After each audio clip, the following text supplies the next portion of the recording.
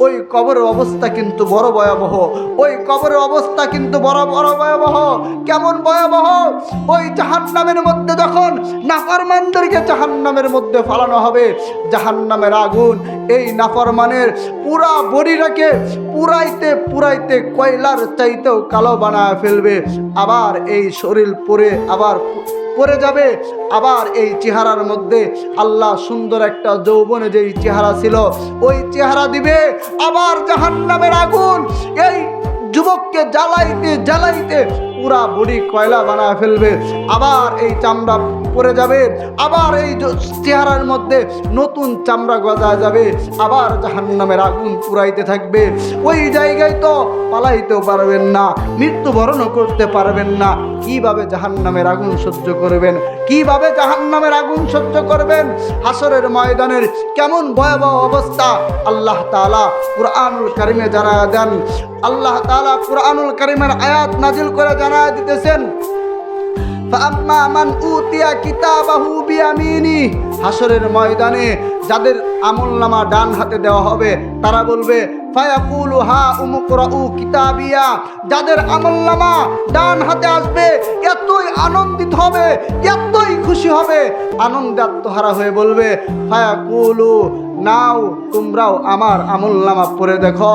ফায়াকুলু হা উমকরাউ কিতাবিয়া, নাও তোমরা আমার আমলনামা পড়ে দেখো।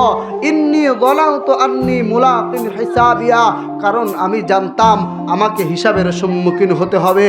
এরপরে অর্ডার হবে ফাহুয়া ফি ঈশাতির রাদিয়া, অতঃপর তুমি সুখী জীবন যাপন করো ফি জান্নাতিন আলিয়া, সুউচ্চ জান্নাতের মধ্যে।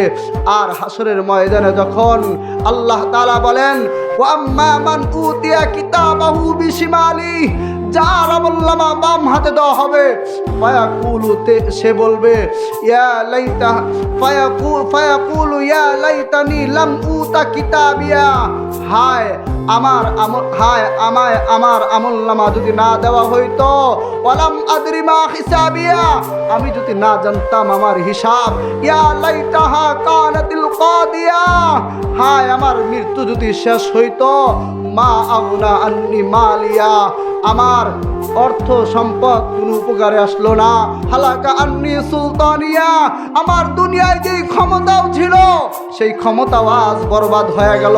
এরপর মালিকের ভয়ঙ্কর আওয়াজ আসবে, খুযু ফাগুল্লু, এ জাহান্নামের ফেরেশতারা এই নাফরমানকে ধর, শুধু ধর তাই না, তার গলার মধ্যে জাহান্নামের বেরি পরা দে।